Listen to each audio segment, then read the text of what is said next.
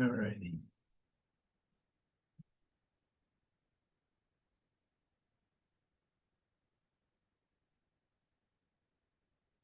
Is death bad? Bad, of course, is suggesting it's the opposite of good. And we're giving a judgment.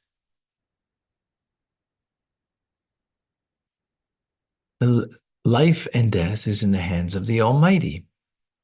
So if God Almighty brings upon death, God that what we believe is all good, so we can't say death is bad. Death may be painful for the one who leaves this world.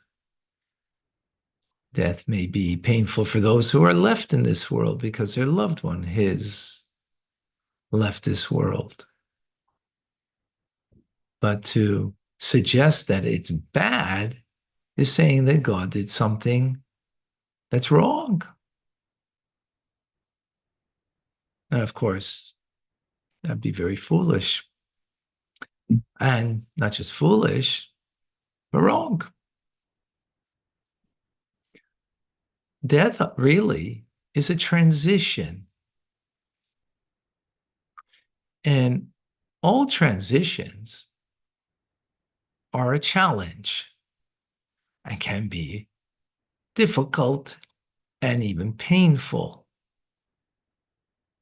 So when someone, for example, not that this is a transition, but simply someone steps on your foot, it hurts.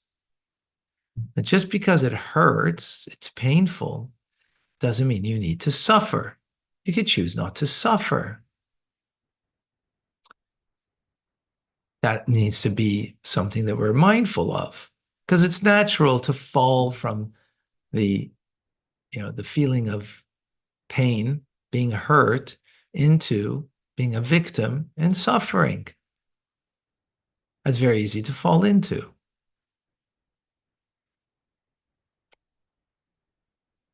Therefore, we need to be mindful and we need to make the willful choice that, no, I'm not going to suffer. I'll deal with it, but that's what I'll do, is deal with it. So likewise, when it comes to death, yes, it's painful for those that are left behind, a loved one that passes on. And it's not to suggest that it shouldn't be painful. Of course, if you're strongly attached to someone, the pain of that person leaving this world and feeling the physical disattachment, it hurts.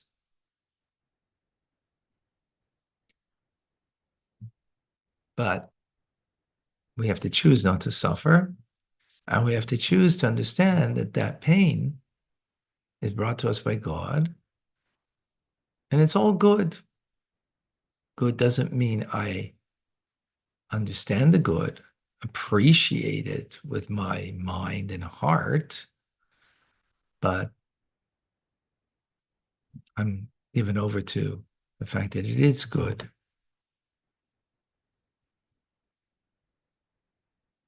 Welcome to Tanya Today.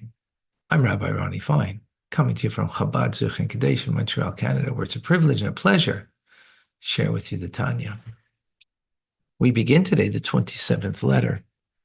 This letter was written in 1788 by the Alter Rebbe to the Chassidim in the land of Israel, who were followers of Reb Mendel Haradoker, or Reb Mendel from Vitebsk, who passed away after being in the Holy Land for 11 years. He was a mentor of the Alter Rebbe, and he was collecting monies for for him and his followers in the land of Israel because of the destitute,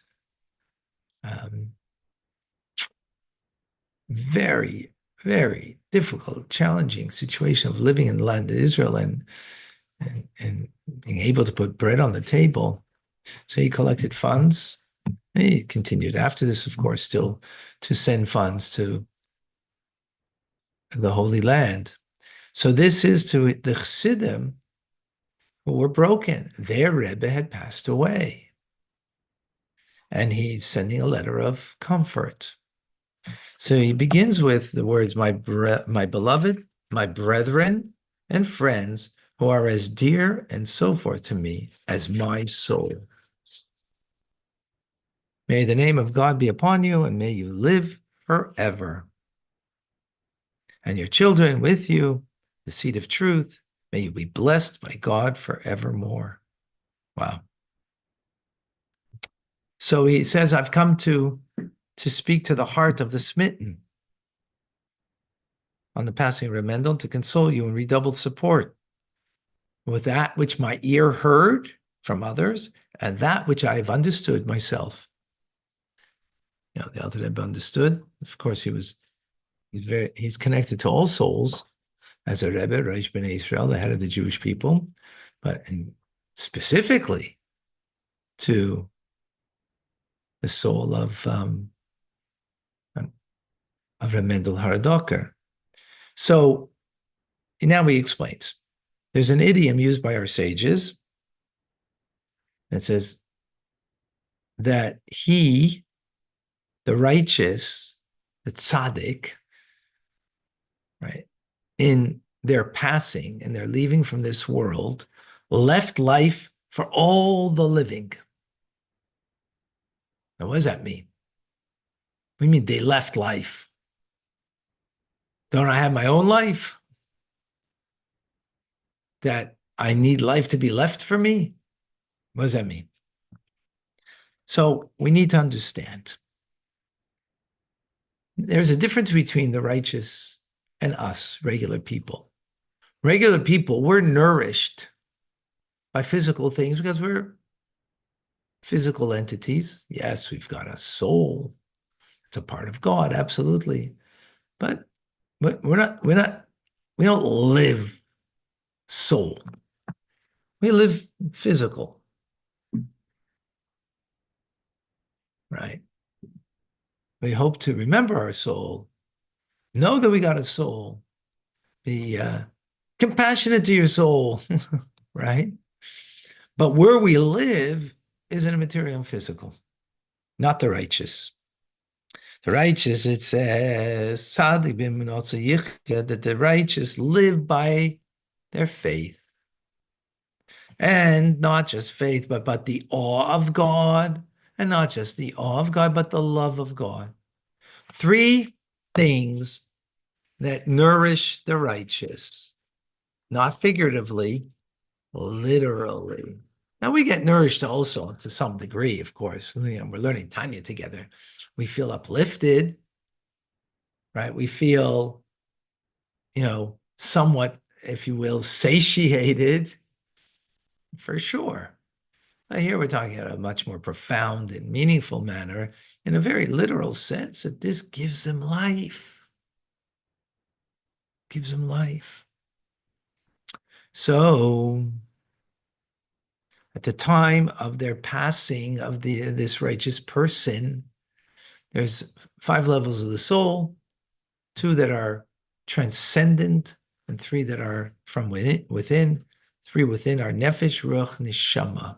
Nefesh is very much connected with the physical body. Ruach is the emotional state of the soul. The emotional state of the soul. So the Ruach level ascends to God, to the very highest levels, and then leaves over life of his Ruach, that which he labored in his faith, love, and awe of God, right? Which is then the Ruach level of his soul, is the labor of their life. They leave that over for us in their passing. They leave that for us, which means if you're bound to that righteous person, Metaphorically, it says like thick ropes of magnanimous love. Then whoever desires life and to cleave to God through their divine service, they will gain from that righteous person who they are connected to their ruach level of their soul, right? The second level of the soul, the emotive, which is faith, love and awe of God, will be nourish the followers of theirs, their soul. At the same time, there's also the chaya level of the soul. Chaya is the fourth level, which is transcendent aspect of the soul. That transcendent aspect of the soul is, shall we say, creates a shadow for us to protect us amongst the nations of the world. In other words, to protect the Jewish people who are connected to that righteous person, that they should not be affected by the negativity of the nations of the world. Wow. It's pretty. What does that really mean? It's a spiritual thing. What does it mean? It means if you're connected to the Rebbe, right, then you gain in your life from his chaya level of his soul, that it will be a shadow for you, a protective shadow, right? As a shadow is, form of protection that will protect you from the negativity of the nations of the world that we live amongst. Exactly what it's saying. That's what it does. Again, it's a spiritual thing. It's not something, you can point to with your finger. Now, that's all pending on the genuine bond that a person has with that righteous person, with a true and pure love towards that righteous individual. So you gain two things. You gain that protective shadow, and you gain, that's from the chaya level of the soul, transcendent part of the soul, and you gain from the ruach level of the righteous person, the emotive part of the individual, which is faith, love, and awe of God, that is given, that is imbues us, and as metaphorically as water face reflects the face of the person, so does the heart reflect to the heart of another, right? What's on your face and you show that to another, you show a loving, beautiful smile to another, so you get that reflection back. So you show that to the righteous person that you are connected to, who's passed on, right? Who you were connected either before or afterwards you're connected, whatever it is, but you have that feeling of deep connection. Then spirit arouses spirit and brings forth the spirit. And it will then imbue us with faith, love, and awe of God in a deeper, more profound manner, not just to us, but even the children of the disciples. They will also be imbued with this love, awe, and faith of God in a manner that we will walk forevermore in the ways of God. Wow, that's very powerful. Now, why is this done when the righteous person passes away as opposed to during one's lifetime? Which is very fascinating because this teaches us as how the righteous are more engaged after they leave this world than when they are physically in this world, but that's what it's actually saying. And underlying this, and how's that possible? How do we understand that? We'll be in forthcoming classes. We'll take this apart to understand, because this is a very strong statement, which of course is very consoling. And this is a letter of consolation that the Alter Rebbe is writing to the Hasidim, the followers of this righteous individual, Rabbi Mendel, Haradoker, right?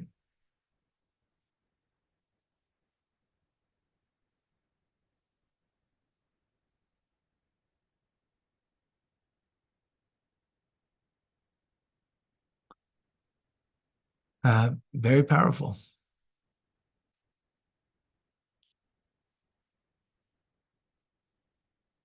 So, and very consoling, right? It's very consoling that you can have your great teacher, great mentor,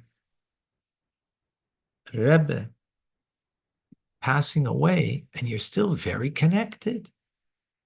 You know, people feel connected to loved ones when they pass away, especially parents. Um, and it's true, there is that connection continues. If your mother passed away, guess what? She's still your mom, and you're still her son or daughter, right? That doesn't change. The um, the way you relate changes, but that you are related doesn't change. It's not I had a, so someone shouldn't say if they lost their mother or I lost my father, so I shouldn't say that I had a father. No, I have a father. So all the more so it is with a righteous person. Because after all, a father is not a righteous person, a regular person. Their spirit is not the same as that of the righteous, who in their lifetime, the righteous were nourished by love, awe, and fear of God. Well, that continues afterwards. You know, let's put it simply. If life to you today is about we're gonna we're gonna do lunch together, and I can't wait to do lunch because we're going to this new kosher restaurant, and I heard the food is amazing. Guess what? After 120, you ain't going to that restaurant. Finished. If that's what life is about, guess what? Life is finished. The truth is, it's not finished because your soul lives on. But what your notion of life is finished. But if your notion of life is faith, love, and awe of God, guess what? After 120, you know what you're still doing? Having faith, love, and awe of God. That continues. It doesn't change. It's amazing. Now we get the notion of what it means to be eternal, what it means to be eternal. Folks, I want to remind everybody that in 8 days, we will be doing a campaign, Live with Chutzpah, live with audacity, live with nerve, in a place where you go to darkness, where or a jungle, you got to live audacious. So you could look at this world as a jungle, or you could choose to see God's garden and nurture God's garden. That's audacious. That takes chutzpah because it's contrary to the natural, thoughts and inclination of most of humanity, right? Because everybody's saying it's a crazy world. The left on the right to the left, The truth is, on both sides. That's why they don't take sides.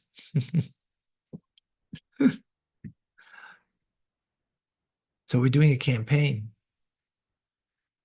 that even though the world is against Israel, we stand audaciously for Israel. Am Yisrael Chai, whether you're Jewish or not. Live with chutzpah. And in that campaign, we're doing it for the work that we do here at Chabad Zichron Kadeshim, the work that I do here for you. So I'm asking you to pony up. Once a year campaign that we have, it's a matching campaign. So whatever you give, if you give $100, it translates to $200. If you give $18, it translates to $36, which is amazing. If those are doubling up everything what you give. And if you can make, on top of that, so to speak, a team, and reach out to others and have them participate, they'll be matched too. And through you, we'll gain more backers. And this is some of you are already giving, and I thank you. Thank you very much, because all this is done, free of charge. But your participation, first of all, is good for you, good for your soul, and good for the cause, and much appreciated. If you can reach out to me, some of you have reached out to me that you want to help and help personally or have a team. Team just means that I'll give you a link that you can send to people that will just have your name there. charity.com/chutzpah/ your name or whatever you choose to put there. And that way people can give through you, because of you. Great merit on top of it. Tax receipts are available in America and in Canada. And I thank you all for participating in advance. Vida, does this apply only to righteous, or can I relate to my father in passing as well? I mean, his life was not of complete faith, awe, and love of God. Was there? Of course there was. Is that what you're receiving from him? Yeah, but minimally. Minimally. I think you think of your father more of what you can do for him. That's what I would suggest. The mitzvahs that you do help his soul's journey. I think that would be more important on how you should look at it. And the love and awe and faith of God that is imbued to you, that you're getting from the Rebbe, the Lubavitcher Rebbe. That's the way I would look at it.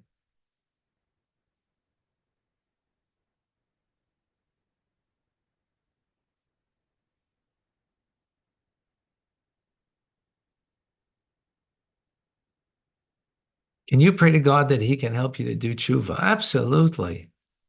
Say, God, I'm weak. I need help. Help me have strength so I could properly repent. Absolutely. Can someone become righteous in their passing and affect our existence in our existing world? All those that pass on, whether they're righteous or not, can affect their loved ones that they left behind. Absolutely.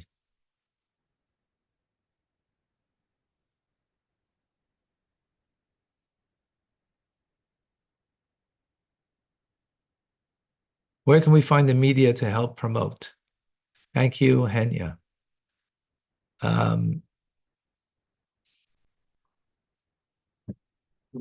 You'll please private message me, okay? You can WhatsApp me at 514-668-7850. Or rabbi at Chabad Zichron, ZICHRON.com. Greatly appreciate.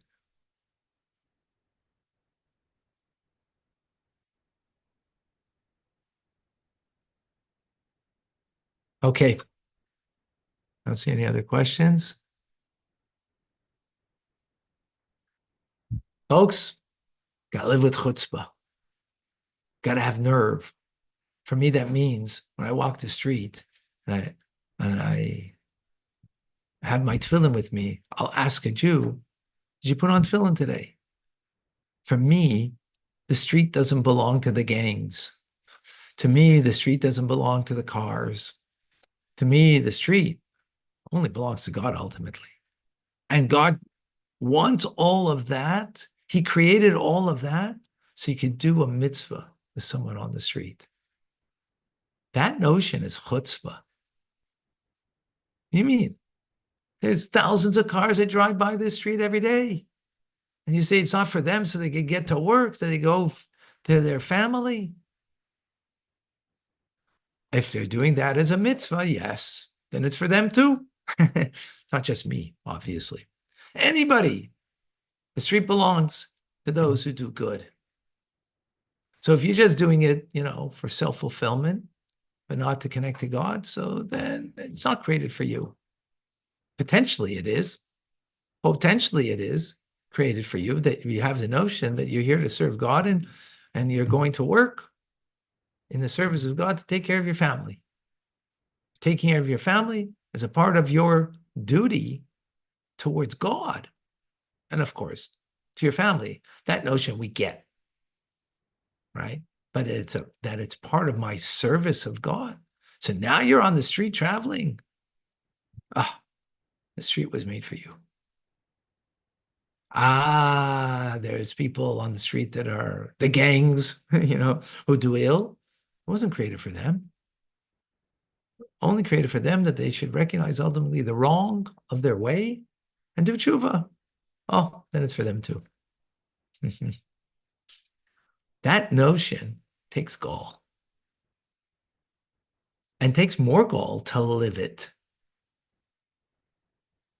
That's just one notion of chutzpah.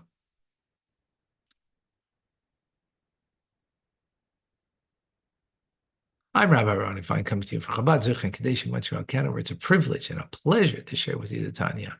Rambam.